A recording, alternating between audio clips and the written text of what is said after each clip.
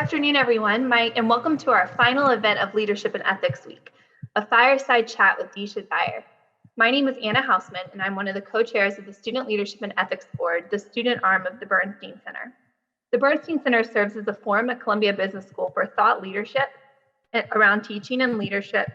Sorry, I just lost my notes for a second, around teaching and research on the ethics and governance challenges confronting current and next generation business leaders. The Student Leadership and Ethics Board is the student voice on ethical leadership activities at Columbia Business School. Our purpose is to foster a culture and safeguard a tradition of principled leadership throughout the Columbia Business School community. Today's event is a PPIL event. The Phillips Pathway for Inclusive Leadership is a co-curricular program aimed at equipping CBS students with the essential leadership skills necessary for leading and managing diversity across industries. For all first-year students, you will find the self-check-in attendance link in the chat.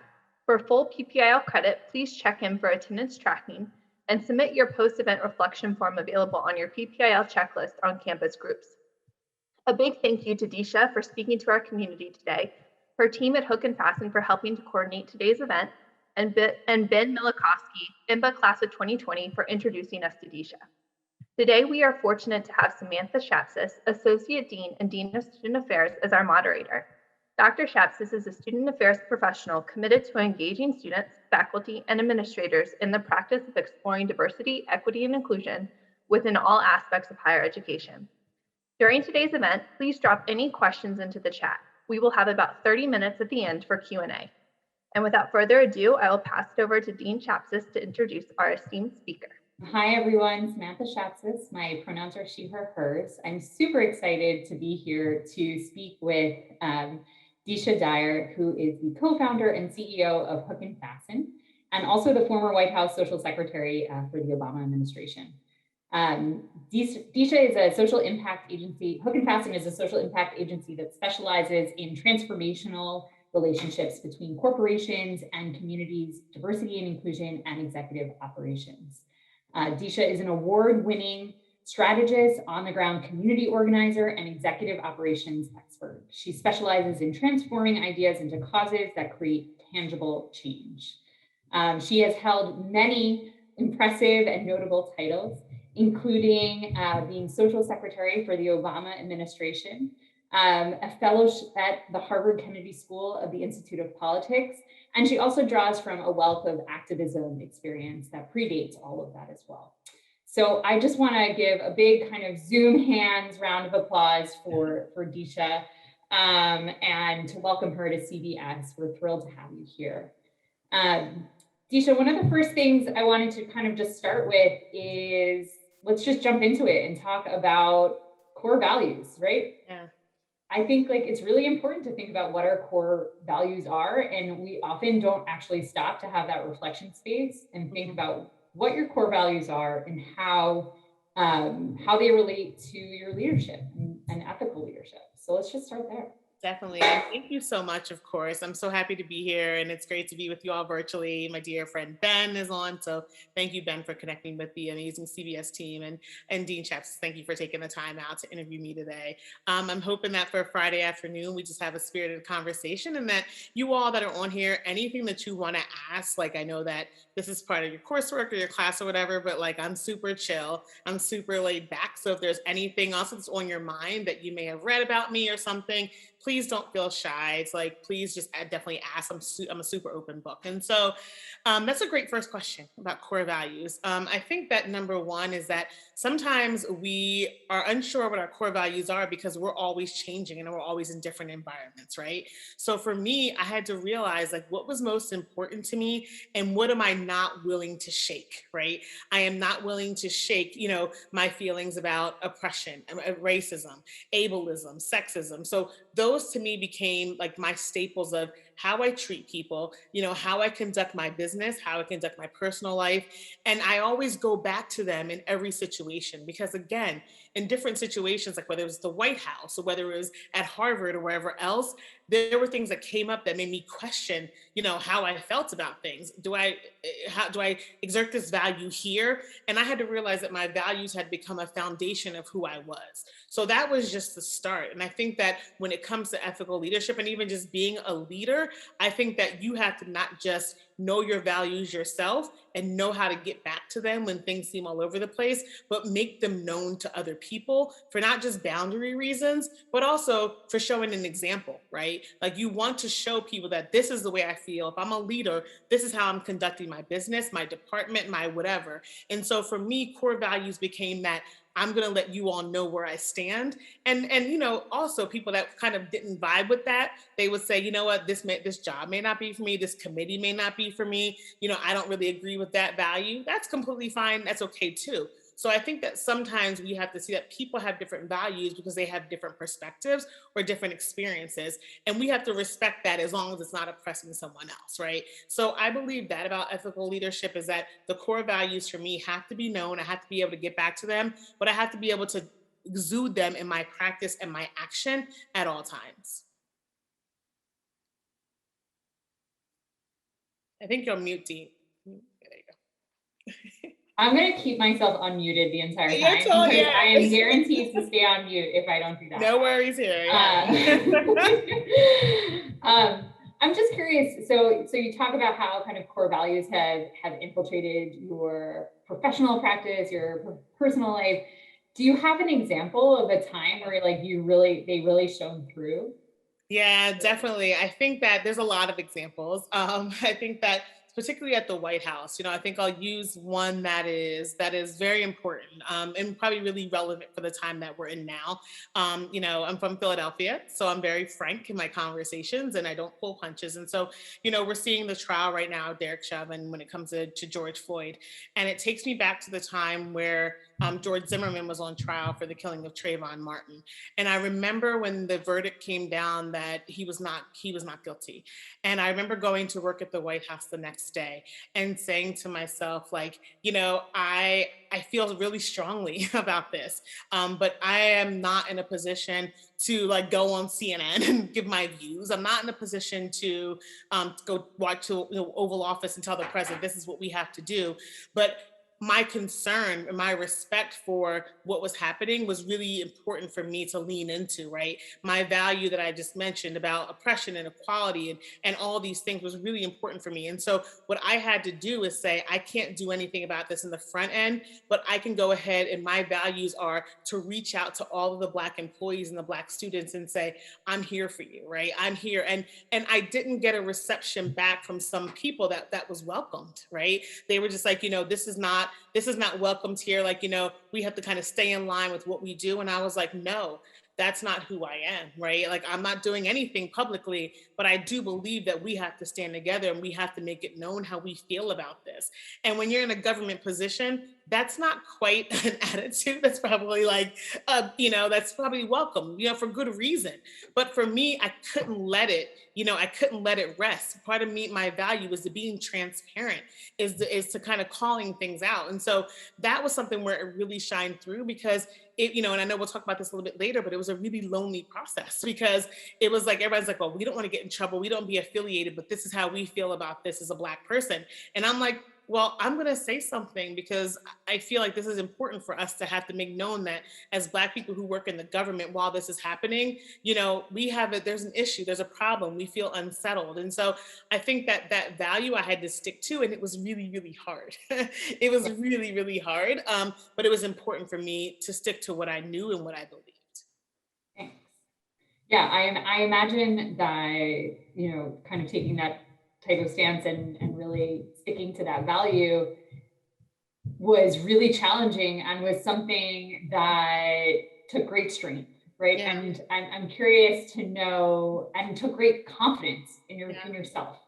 And so I'm curious to kind of like walk back a little bit and talk about some of the experiences that led you up to being able to take a moment like that, you know? So if you can tell us about like how your understanding of leadership has shifted and changed. And also to add on to that, I mean, this program is called From White House Intern to Social Secretary, you know, but even prior to being a White House intern, you know, and your activism, how has that shaped your ideas of ethical leadership and your ability to communicate your values? Right. And that's a great question. And thanks for asking, because I always tell people before the White House, I was around like in these streets for like 12 years, so even before that. So when I was 14 years old was my first tinge of activism when it came to HIV AIDS. And so I didn't know, like, the word leader was very much reserved for people that went to Columbia, went to Harvard, went to Princeton. So I never really thought like, or a leader who was the head of the Fortune 500 companies.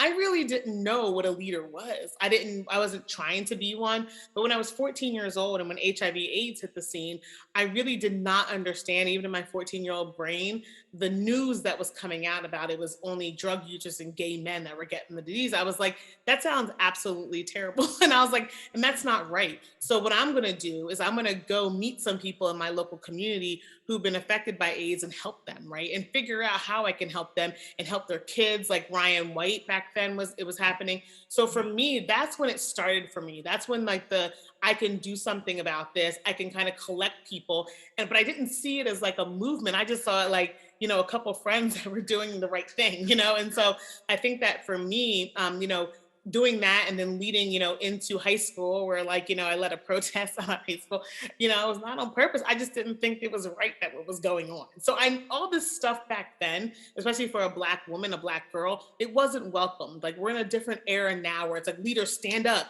speak out, be yourself. Back then it was like, you're a troublemaker, you're a loudmouth person, and you're not going to go anywhere with your life kind of vibe, right?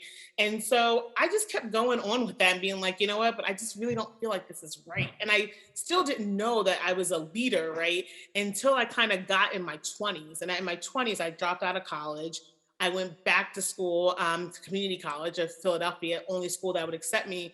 And then I got to the White House, right? I did an internship when I was a community college student. And even in my 20s, I got involved in the hip hop culture in Philadelphia and was doing HIV/AIDS work and work around women's rights in hip hop. But again, I never knew. I just did it because I liked it, And so I think that when you talk about ethical leadership, one thing is I was guided by my gut. I was guided by my values. I wasn't guided by, I want to get to the top of the food chain. I didn't even know where that was. I didn't think that I could do that. And so I naturally learned how to be an ethical leader, I think, because I always led with my values because I didn't have a degree. I didn't have these things. I didn't have this big network connection. And so for me, leadership has changed over time. The second part of your question, because you don't have to, be told that somebody's a leader or that you're a leader. You do it with your actions, right? You do it with your core values. And before you know it, people are like, you're a leader in the nonprofit field. You're a leader. And I'm like, what? Like, oh my goodness, it goes back to when I was 14. I'm 43 now. I've been around a while. The White House, if anything, just brought a different element of governance to it, like understanding politics, understanding law, understanding how connecting what I was doing before. Now I know who to talk to at the White House to get like this law passed, or what bills on the table, or where this money gets appropriated. That just accentuated what I was already doing, right? And so for me, like becoming a leader, it was a natural process that I never quested towards. I just kept going with what I knew was right in my gut. Great. Thanks. So it sounds like it was from inside you at a young age, and then kind of like was developed and honed and refined, as you move through your career. Which I think is really important because it says something to kind of like your internal compass, right? And like what you're gonna like guide yourself. You mentioned the White House, so of course we have to ask about the White House. Of course. And and so one of the things that I think we're really curious to know is like, what are some of the ethical challenges that you might have faced at the White House, and how did you navigate them, and how did that shape your outlook as a leader? Right, definitely, and I know Ben's on here. I worked with Ben at the White House and in the department, the Obama administration, and we have a very strict ethics, like 2 times a year briefing on ethics. Like, you sit for an hour and you learn about all these things. I'm like, what things like, not taking gifts. That's easy. Like, right. Like, I can do that. Right. But I think that one of the ethical things that I constantly came up across from my personal, going back to the values question too, which why I'm so happy you started with that, was because I often felt like I wasn't being loyal to either the government or my community. Right. I always felt like I was letting one of them down, because before I was, at the White House, I was like in them streets, like protesting, like I didn't like the guy. It was just like the government this and the government that. And I was raised with that with my family. And so for me, learning to shift and now work for the government, like that was a challenge for me, to be honest. Like, to be completely honest, it was like, I don't think we're doing enough. Like, I think that, we have the first Black president, and I love working for him. It's such an honor, but there's so much more we could do. And so I think that my ethical challenge was to learn that I had to lean into the other gifts and talents and strengths and what I could do with my platform and privilege, right? So to say, okay, I can't get this bill passed, this law passed, I'm not in that business. But what I can do in my power is bring people to the table from my community that can inform these lawmakers, that can inform the president, that can inform the senior advisors on why this is so important. And so I think that when I had a challenge with my ethics, I tried to say, well, what in my power can I do? Like, instead of saying, like, I'm going to give up, I can't do it, like, I have this, what can I do actually, like, that will feed my core values? And what can I do is I could bring people to the table. And that became my thing is, okay, we're talking about, equity, racism, equity, and education. Oh, I know people from home that work on this in the communities. I can bring them to the table to help give a voice to that. And that voice I align with so they can communicate that when I couldn't, right?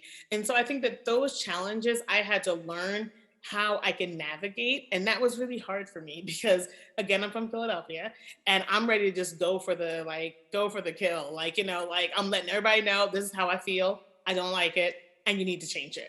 And I had to, like, adjust that a little bit when I was at the White House, like, right, in order to move forward as an organization and to really get the president's agenda done and really work for the American people. I had to, like, challenge, like, and figure out how I get around that, and that was tough for me. It was hard. Can I take a moment of privilege and can I ask you to talk about what inspired you to start the Black Girl 44 scholarship program? Sure, Ben.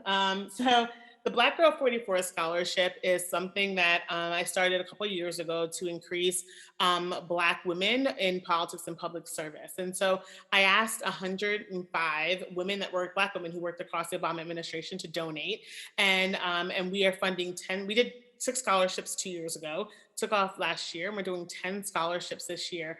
And the reason why is because, number one, I was an unpaid intern, right? But that unpaid internship that I did launched me while I'm sitting talking to you today, right? So it launched my entire career. And for me, we need to get more Black women into politics, right? We need to get them into the community because we need to get them into the halls of power because we need that representation, but we also need to seed those pipelines. And so we give scholarships to Black women in college who are doing an internship in politics and public service. And for me, it's just an easy way to give back. I think that, going back to the ethics question and going back to the values question, part of that is for me to continue carrying on, like, the legacy of Black women in politics and to use what I have in order to help other people. And so that's what the Black Girl 44 scholarship is then. Thanks so much, Deesha. And that actually turns the conversation, thank you, Ben, to a place that's very, very important to me, which is diversity, equity, and inclusion. No, I'm being serious. We're not going to leave here today without talking about that. Of course. Yeah. So, I think especially thinking about Columbia Business School and the immense power and privilege that people have, what are your thoughts on how a person coming from a place of privilege, whether that is graduating with an Ivy League degree or coming from a high socioeconomic or a racial identity that's privileged, do to support DEI initiatives? And how has that played out for you? That's a great question. I think that there's a couple things here. One of them is we have to check our egos. Like, I think that oftentimes people who have power and privilege, and I recognize that even though I'm a Black woman, I do have an immense amount of power. I worked at the highest office of the White House, right? I can call people. And so I don't shy away from that. I try to use that for good. But I think that there's times when my ego will let me say, this is what I think the community needs. This is how I can help. And so I think the first thing that we need to do is check our egos, right? No degree can replace what somebody has experienced in the community, right? There is no way we should be a voice for anybody. They are not voiceless. We're just not giving them that outlet. And so I think that number one, sometimes we need to move out the way. Like, we need to stop speaking for marginalized people or diverse people. There's not a absence of diverse people in the world to actually speak for themselves, right? So I think that we need to sometimes move out the way and stop acting like we know what's best because we either have a degree or because we were from the community, or whatever else it is, and get people right now. Like for me, I think about, I was raised definitely on food stamps. I was raised low income, but I can't speak for what people now on food stamps or low income are going through. I'm no longer there. So that's not my right or my privilege to do that. But what I can do is bring them to the table and say, hey, I have this meeting on this. How about you join it? So I think that that's one thing. And I think the next thing is for us to ask, how can we help and how can we support and follow? Sometimes being a leader in DEI means that you have to follow the community versus you leading the community that you know nothing about. And so I think that that's one thing. And I also think that diversity has become a very much a buzzword, right? Because we don't want to say things like racism or ableism or sexism when we need to be very frank, like diversity, equity, and inclusion, like you can't have one without the other. And we need to be honest. Are you missing Black people? Are you missing people that are disabled? Are you missing, like, what is it that you're kind of missing? So I think that we need to do that as leaders. And I feel like DEI has become, especially since in the last year, DEI has become these buzzwords, but also you have to understand that, like, especially people that are living in marginalized bodies, like we have to live with this all of our life. So then somebody coming along who has power and privilege, like, I'm going to tell you how to live better in that. I'm going to include you. You're just like, shut up. You know what I mean? Like, honestly, you're just like, so for me, I try to say, how can I help you? And even with the Black Girl 44 scholarship, I talked to the young Black women and I said, what do you need? And they were like, we need money. Like, yes, we can do an empowerment conversation. Yes, but I can also watch that on YouTube, a TED Talk. You know what I mean? Like, we need finances because we're not applying for scholarships because we don't have the money to do it. We are internships. And so for me, that's what we can do. We can kind of move out the way. And that means checking our ego a lot of times and listening to other people who may not have that power and privilege and following them and supporting them with whatever they do. And that's hard because we've all worked hard. I've worked very hard to get to where I've gotten to, and I have all this knowledge, but I shouldn't put that on somebody else. I should say, how can what I have help you get to where we need to be, right? And so that's how I feel about DEI. Lots of things, but that's one. Yeah, I know. I mean, I'm sure we could probably fill a whole day. Yeah, but I want to talk a little bit about kind of the flip side as well. At an Ivy League institution, we also have we hear a lot of specifically marginalized students saying that they feel that they're suffering from imposter syndrome. And I know you also had a course entitled From Imposter to Impact. So can you talk a little bit about, either your own experience with imposter syndrome or how you can navigate that in places that hold so much power and privilege?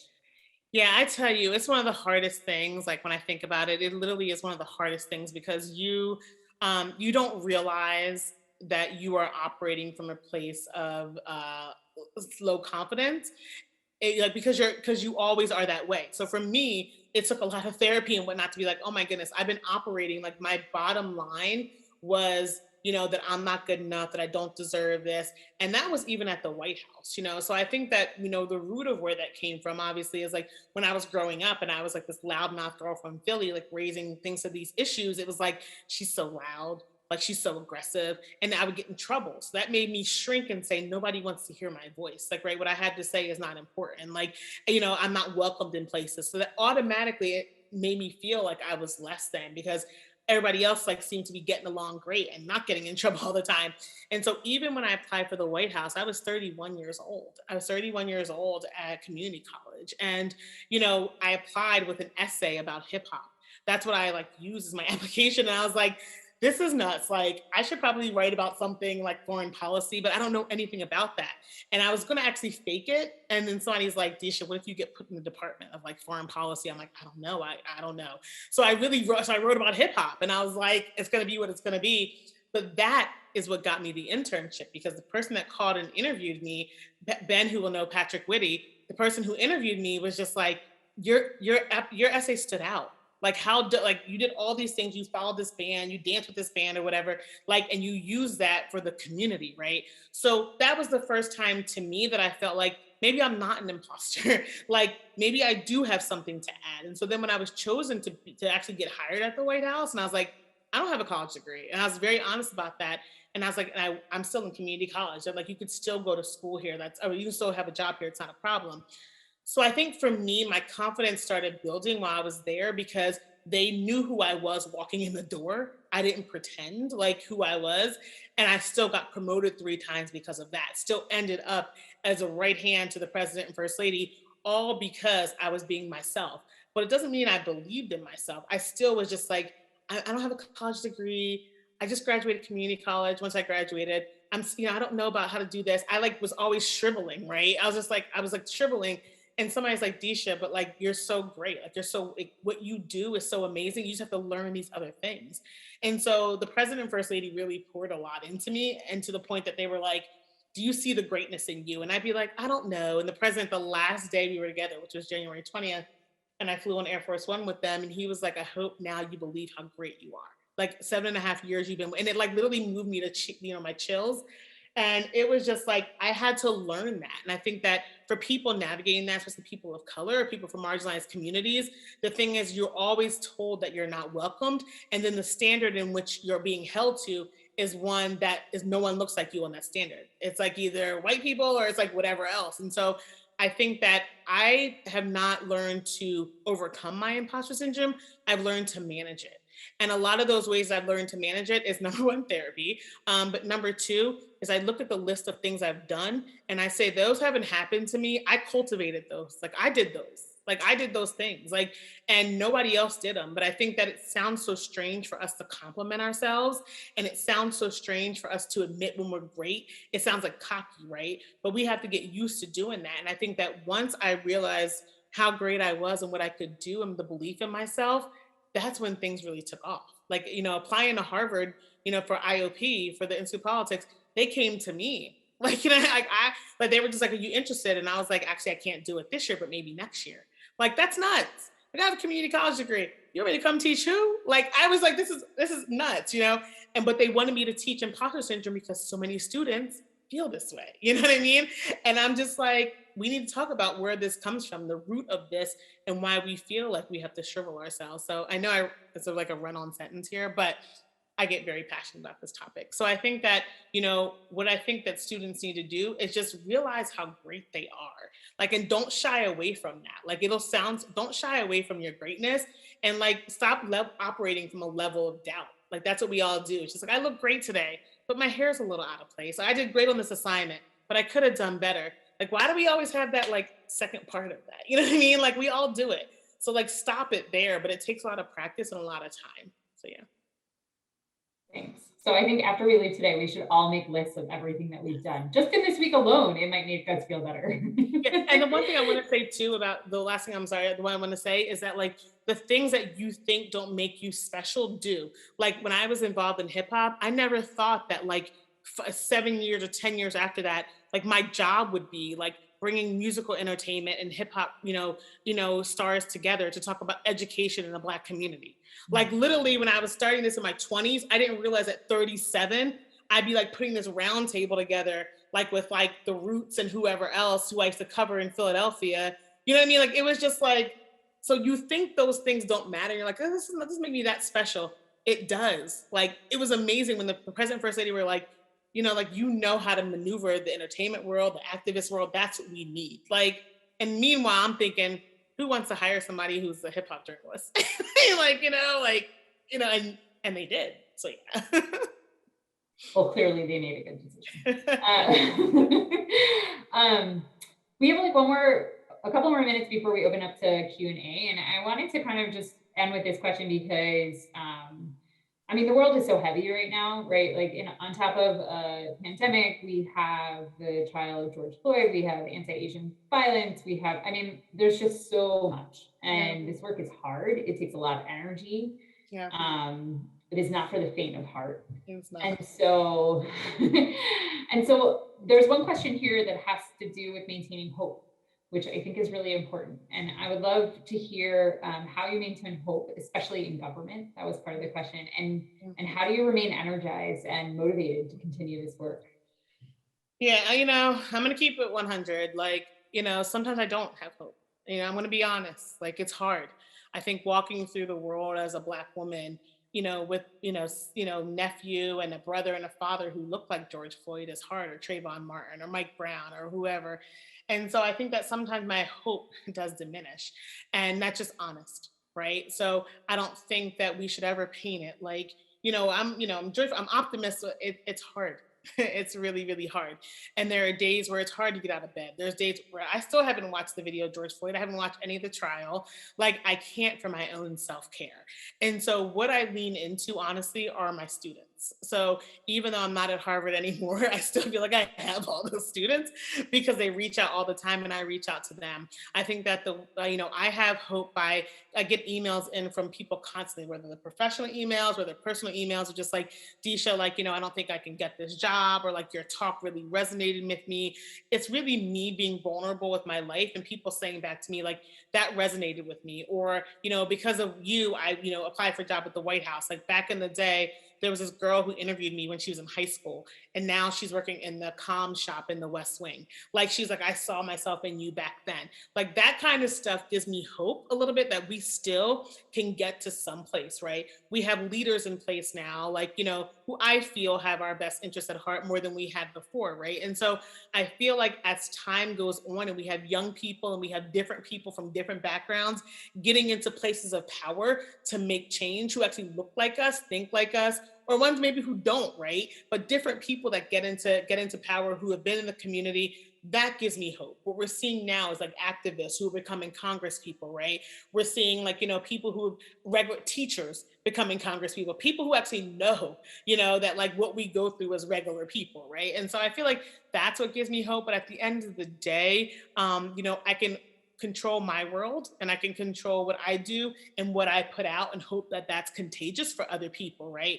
And so I have to be careful about what I put out, right? And sometimes I disappear for like a week. So I'm like, I don't have it this week. Like, what you're going to hear is not good. Like, so I'm careful about what I curate and put out to the world. But I think the hope for me is that people continue these conversations, people continue to action, and people are continuing to learn. We're seeing people more be silent and say, I want to listen. I want to learn about your experience, being empathetic. We have a long way to go. But even though the last year has been extremely hard with so much, I do feel like people's eyes are open a little bit more. And there is a part of me that's bitter that it took like a death of a man, or it took an attack in Atlanta for people to realize how bad these issues were. But I can sit in that, or I can sit on the flip side and say, but now that it's in the open, exposed and raw, now we have no choice but to talk about it. And so now that we're doing that and we're standing up, that gives me hope. But I will be honest and say that some days it's hard. Some days it's hard and some days I don't have it. But that's why I do things like this with y'all. So yeah.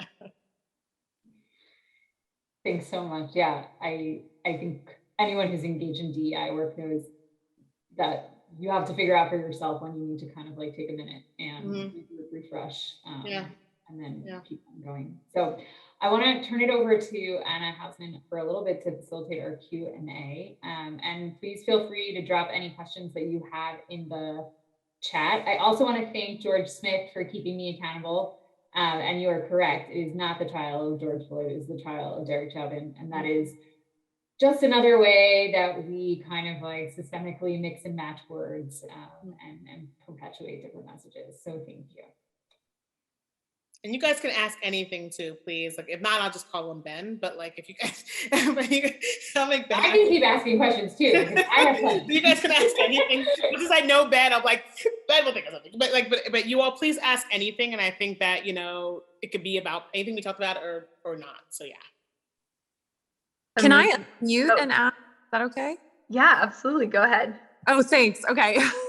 I'm curious, Deesha, specifically about what you said about like being a really passionate person and having that be a core value for you, but having to kind of mitigate it in the workplace.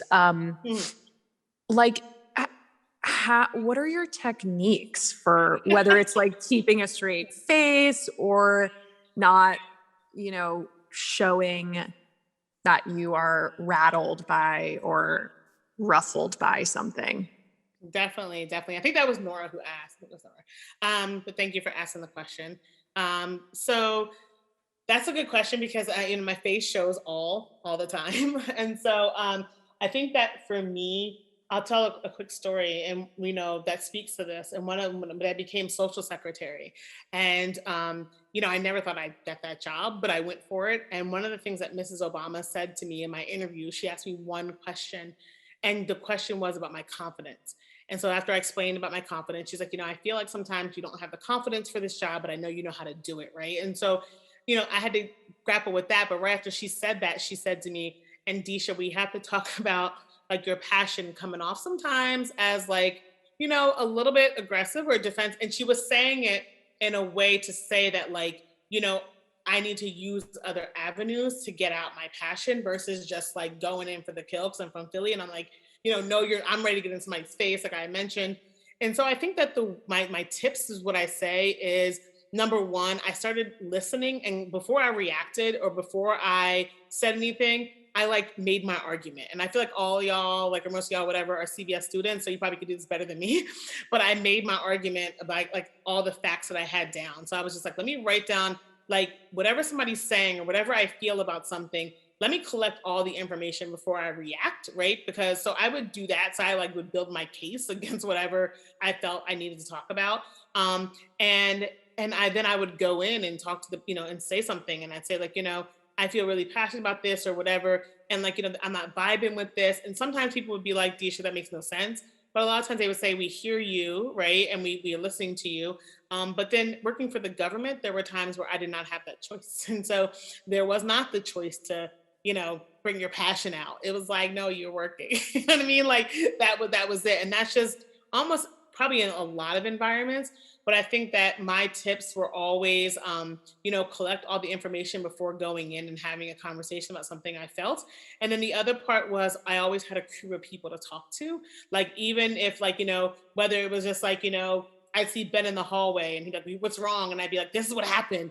Like I could trust to talk to like a friend or somebody else about something. And that's how I got my passion out. But also at the White House, I volunteered and I did community work the entire time I was in DC. And so during the day, I felt like, my passion is community service and all this stuff, but I'm like doing events for the president and first lady. Like I'm using my platform and privilege, as I mentioned, bringing the community in. So I am using that. But at nighttime, I would go to a place called the Guest House, which is a place for formerly incarcerated women. And then I would work with a place called HIPS DC, which was really helping sex workers at night. And nobody at the White House ever knew I did this, right? But that's what got out from me. That's what kept me close to the community. So when I walked in the halls of 1600 Pennsylvania, I was like, now I know that maybe I can't exude that part of me here, or I can only do it to a limit, but let me find an avenue where I can do it, right? And I will never forget, because the people at HIPS and at the Guest House didn't even know I worked for the White House until I got promoted. And it was in the paper, and they were like, are you the same person? And I was like, yes. And they were like, oh, like it was not, they were two separate worlds. Like, you know what I mean? Like Carpenter Shelter, Ben volunteered with me before. They were two separate worlds. I was like, I'm not telling anybody, because my passion's so important to me that I have to get it out somehow. But when I could use it, I did. But I also tried to, like I said, collect all data and information and then go in like for the conversation I need to have. But I will say this and be honest with you, is that it's a very lonely process doing that. Because when you stand up for yourself in the workplace and when you're passionate about something and other people are looking at you like, what? You feel very alone, and it makes you not want to do that again. That was so against who I am that I didn't know how to do that. And so people were always like, here comes Deesha. What does she have today to say? Okay. But I live with that. I was like, I'd rather do that than not be able to sleep at night because I wasn't true to myself or my community. Right. So yeah. Thank you. That is so helpful. Mm-hmm. Another point of privilege. Go ahead. I think Deesha's not even giving the full story of how she lives her values, in that not just with Carpenter's House, but after there are natural disasters, she's always the first person to email out to her group to organize for delivery of feminine hygiene products that are often hard to come by. Or I think the lesson that I have always taken from Deesha is in identifying her values and living by them. So she doesn't do that for I think the story of that they didn't even know that she worked there. She didn't do it for glory, but she understood who she was before she was even a White House intern. And, as she's even grown professionally or personally, those values have lived with her. And I say that not just to say kind words about my friend, but, I'm not your classmate today, I'm an alum, but, if we think back through our own leadership, what you take with you, what privilege you all will have as you enter the workforce, as you go into your own communities, and you don't have to do Carpenter's House or arrange, feminine hygiene products in order for you to make a difference within your own community, but to start with your own values and the places that mean the most to you, and that you can use that for good. And I think that's the message that I've certainly taken from watching my friend do good in the world. Thanks, Ben. Love you. Thanks for that, Ben. I can't even, Deesha, I've gotten chills so many times during this conversation because what you've said has just resonated over and over again. So really, really appreciate your honesty and vulnerability and your just wisdom now. Can I add one thing I do want to say too, and I'll be honest with you all, Columbia, is I use Harvard and the White House to get me in so many doors. And then once I get in those doors, I'm like, I'm Deesha from Philadelphia. Hey, so it's a whole situation that I have to play that game. And they're just like, oh, Deesha, White House, Harvard, Ford Foundation. Oh my goodness. Then I get in there. I'm like, I'm also Deesha, who's a break dancer. I'm also Deesha, who goes in the street. You know what I mean? So I use my platform and privilege 100% to get in these doors. I do not shy away from that at all. I'm just like, they just think they're getting this polished person. Then I'm like, yeah, this is, and they're just like, oh, after we sign the contract for work, right? I'm like, oh yeah, by the way, so I think that you will also don't feel bad about ever using, I never feel bad about saying I was a fellow at an Ivy League. No, I'm going to use that because you're going to get all that comes with it. But I also want you to see that people that go through those doors aren't the image of what you think that they all are. That's me too. We hold multiple identities. And so never feel bad about using to get you in a door and then hit them with the boom. That's what I say. I hit them with the, no, I'm still from Philly. FYI, Ben will tell you 5 minutes. I'll be like, I'm from Philly. I'll let you know really fast that I'm from Philly. So yeah. If anyone's confused by what that means, you just need to do some preliminary research on Philly sports fans, and it will sum it up. Ben's also from the area, so me and Ben is how we vibe. So he's also from the area. Yeah, we just, and I've tried to I'm in therapy. I'm still working on it, but it's something that's gotten me I'm unbreakable in that sense that being from Philadelphia is strong to me because we are seen as such whatever people that I'm just I can't even deny it. But I'm also the same person that taught at Harvard. So, so just be clear, so yeah. I love that. We did have a couple hands up. Lee, I saw your hand up. Did you want to ask a question? Oh, where's Lee? Is it Lee? Oh, there she is. No. Okay, I can always circle back to you. Catherine? Hi, sorry, my connection's really bad. I don't know if you guys can hear me. Yes, absolutely. Deesha, thank you so much for your time and for sharing your experiences. It's been, can you hear me? Sorry. I can hear you. Yes, I can hear you. Okay, cool.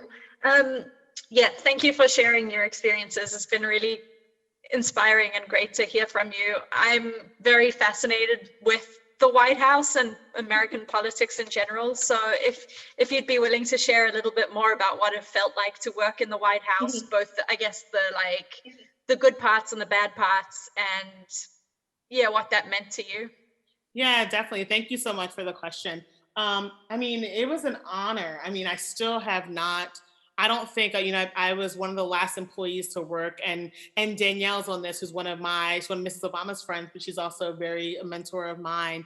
She's an amazing woman who has known me through the White House stages. For me, it was such an honor. And I don't think that I still, 4 years later, I don't think I still have understood what I did for 8 years. I don't think I get it yet.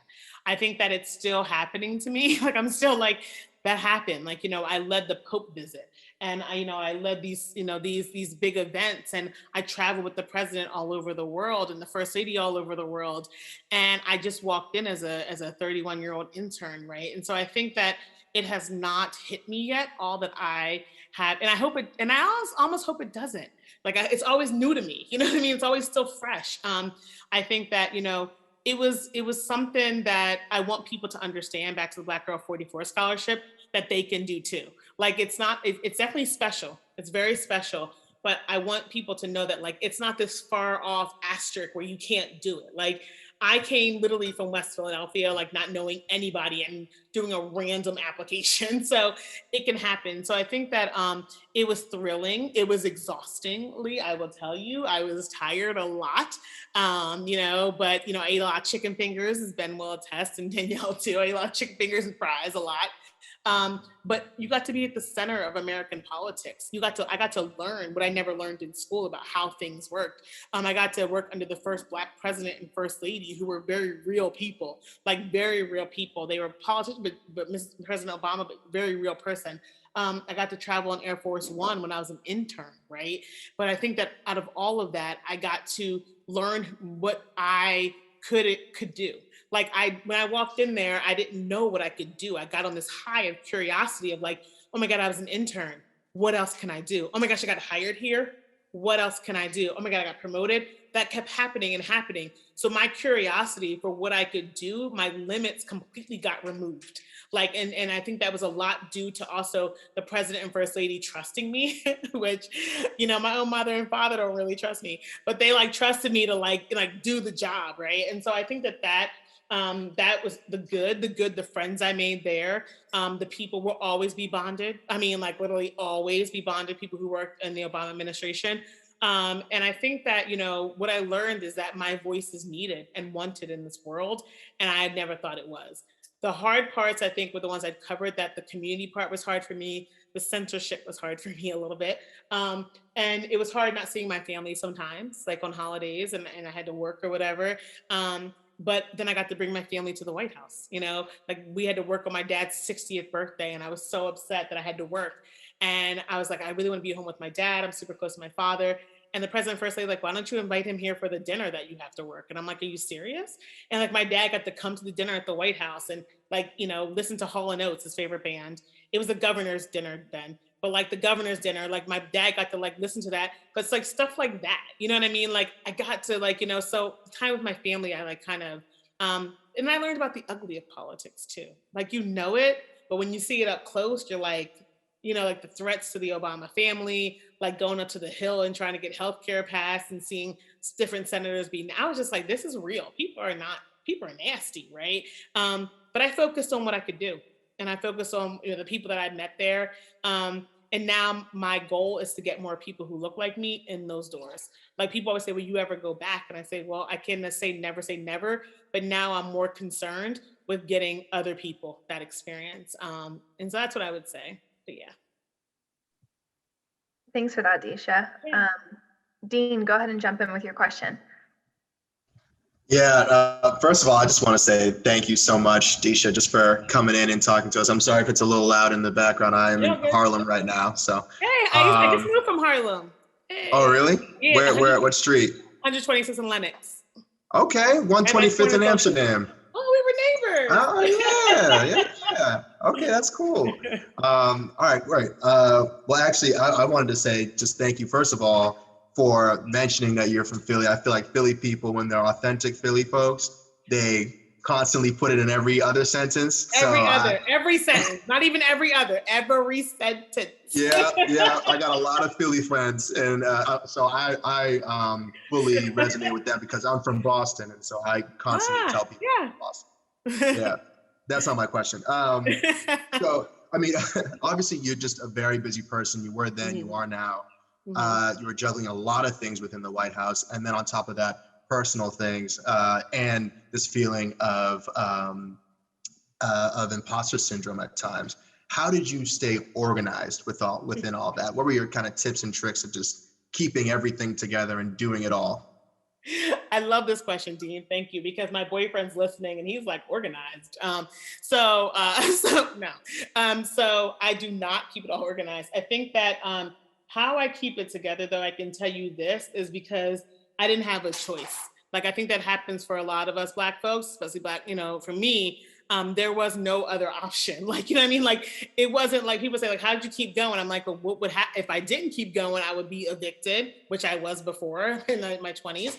I would not be able to pay my bills. I wouldn't be able to eat. So even though this is like a backhanded answer, I didn't have a choice but to keep going, right? I had to keep going. But once I think I realized how many things I could do and how great I was and how great we are as a people, Black people, I was like, oh my goodness, like we can accomplish the world. And for so long, we didn't know that because we were told opposite or we were shown opposite. But then I honestly was like, oh my goodness, like we are such a great people. Like I'm going for the stars. Like even if I don't even reach them, like I'm going for it. If I get denied or whatever, I'm going for it. And so I think that for me, I lean really close to my faith. I lean really close into my family and my friends. And they are going back to the first question that Dean mentioned is like the values, like my values, my friends, my faith, my family, that's my foundation. That's unshakable. It's unshakable, like the community, that's it. So whenever I would build the house of other things like the White House or Harvard or Ford or getting in a relationship or anything else, all those things could go away. And they did, right? I finished at the White House on January 20th, but the foundation of who I was always stood. So I always went back to that foundation, right? Whether it was at my dad's house, in Philly, just being like, hey, Dad, just make me some food and laying on his couch for 3 days after the administration was over. I was like, Dad, what do I do? Like, I was there for 8 years and now like, I'm done. Like, and he's like, just come home. I went home and I just literally sat on my dad's couch in North Philly and he made me fish. You know what I mean? Like, so I think that for me, going back to the foundation of those things that are important to me is what kept me grounded and standing. But I'll be honest again, Dean, is that like, I don't always have that energy, right? So it took therapy for me, right? It took dancing. It took like getting some advisors and some counselors. I had the privilege to do that. I know a lot of people do not. For me, and it takes me taking breaks sometimes, right? And checking out and saying like, I need to check out and rest and then go back to it. I think that oftentimes, especially when you come from an imposter syndrome mentality or a poor mentality or, a marginalized mentality, you're afraid of taking a break because you can't afford the break. Like, I can't stop. I gotta keep going. I gotta go write this law school. I gotta go to business school. Like you have to do all these things. You're afraid you're gonna miss the boat or something like that. But I had to learn that like, what is for me is for me. Right. And if I can't do it, if it's not in my capacity, then I just don't do it. But I think that right now, like I keep myself organized by not taking on so much. And I sound super busy and I am super busy, but I'm also realizing that I need to slow down my life a little bit for my own mental health and wellness, right? To be honest with you. And so that's the point I'm at right now. But I think that that's how I try to organize and keep going. So, yeah. Thank you so much for sharing that. I appreciate it. Mm-hmm. Thank you, Deesha. And I also want to thank you for mentioning your journey through therapy so much. I feel like that's something that people are not honest and vocal about. And it's something that so many of us have. My therapist has changed my life. And so I really appreciate that you're willing to be open about that. Yeah, of course. Yeah. And my whole thing is like, you do what you can, but I feel like first of all, I feel like we all need therapy in the world. But I also, for me, it's just like that external look at yourself and me doing the work. It's just, it's been life-changing, to be honest. And I'm still going through it. Like, like it doesn't end. I'm still going through that journey. But I'm blessed that I have the ability to do that. And hopefully, we'll get to a place in the country where everybody, has the privilege to do that. Absolutely. Catherine, did you still want to ask your question? Sure, and I will also just quickly reiterate what everybody else has said. Deesha, thank you so much. This has really been such a pleasure. Thank you. It's been amazing. So thanks for being with us and sharing your journey. I just wanted to ask quickly about, you mentioned following your gut and how that has really helped you in a lot of scenarios, and that definitely resonates. But I wanted to ask how you balance that with being open to some guidance from maybe trusted advisors, but like when you have found some like tension there and how you balance that. That's a great, amazing question. So I think that I will, the first thing that comes to mind when you ask that is for me, my maturity. I think that, when I was younger, obviously in my 20s or early 30s, I was like, I'm not listening to nobody. Like, I know what I like. I know what I like. I know who I am. Like, I was very much like, and it wasn't, I think we all go through that. So like, but it was, I think maturity of like me now getting older and being like, oh wait, I don't know how to, okay, I don't know that. Like, I don't know. So I think that part of it is maturity for me. I think the other part is that, going back to like kind of what Dean and a couple other people kind of mentioned, the more that I realized that I could do in life, the more I realized, I need people on this level of my life right now to advise me, because I've never been here before, or I don't know how to do it, right? And so my gut told me, go after it. My gut told me, like, you deserve it. You could do this. Like, this is for you. But once I got up there, I was like, I don't recognize nothing on this level. Like, I'm social secretary. I need to like do a Pope ceremony in 5 months. I don't know how to do any of this stuff. I need to ask somebody, you know what I mean? Like, so there's situations where I had to get into the comfortable mode of asking people, because one thing about us, especially I think Black people and women or whoever, is that we're afraid that it makes us look weak if we ask questions. And that all that jargon about like, ask away, whatever, we still have this in our mind that if I ask a question, I look like I don't know what I'm doing, right? But now I'm like, I've gotten to this level and I'm here at the White House with you. So you know I deserve to be at this level. So I'm going to ask you these questions. And so I think that how I balance that is I, first of all, curate who I ask, who are these trusted advisors, like, because people will give you advice all day. Especially in the age of Instagram, like all day. Like, you're just like, really? Are you doing that? And then you got to look at their life and be like, you're not even following that. So I'm not going to listen to you. So I have to curate who I listen to, curate who I consume, because even if you don't ask people advice, like, you get these mixed messages from people. You get all these things like Instagram, just scrolling from things, right? And so I think that at the end, it goes back to the foundation of who I am. Like, if somebody's telling me something that vibes with my gut or vibes with my foundation, or doesn't it? And I can tell you that as I've gotten older, and you all, I'm sure some of you experience this, as soon as somebody tells you something, sometimes you're like, that's not right. Like, you just know right away, like, that's not right. Like, you know that, you know what I mean? Like, and so I think it's leaning into that and being like, thank you so much. Thank you. And then like moving away, right? But I think that other times, as far as listening to advice that's good or like going against your gut, you can feel when something's right for you. Like, you can feel it. And I feel like I sound like a psychic or something. I don't mean to sound like that.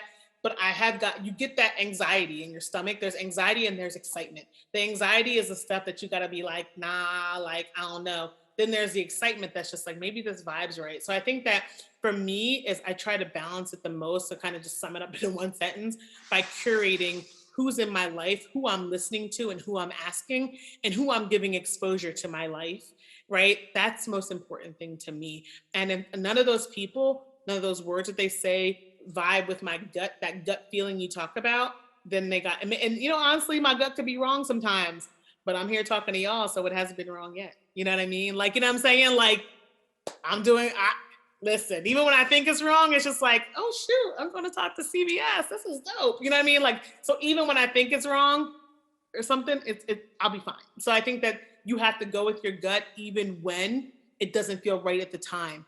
But I guarantee you, about a month, you'll be like, I'm so happy.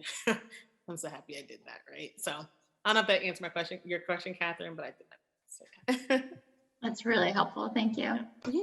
That was incredible, Deesha, and probably such a good question to close with. But I just cannot even thank you enough for spending some time with us today, and for your honesty, your vulnerability, your truth that you've spoken over the past hour. I know so many of what you have said has honestly kind of changed my life in this short amount of time, and I'm really hoping to kind of hold on to it as we graduate from CBS in just a couple of weeks. But thank you all so much again. And one thing I do want to say, I put my email in the chat, and I put it there because if there's anybody on here who just didn't feel like saying something out loud, or like didn't want to ask a question, please feel free to reach out to me privately, like in confidence. It's completely fine. I know this can be a little bit much when you're with all the people.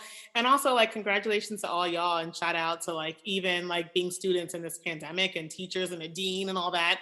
Like, it's a lot to balance. So like, give yourselves like the big ups for that. Like, that needs to be it. That's enough. You know what I mean? Like, so like, give yourself the big ups for that. And there, you know, there's that. But thank you so much for having me. I wanted to say before more people left. So yeah. Thank you, Deesha. Really appreciate it. And thank you, Dean Shapses, for moderating today. Really incredible conversation. And we're just so appreciative of your time. But with that, Leadership and Ethics Week is officially over for 2021. And what a great end to the week. And we really thank you again for everything you've said and for your time today. So thank you, everyone. Thank you, Ben, as well, for having me, for connecting us. So, all right, bye, everyone.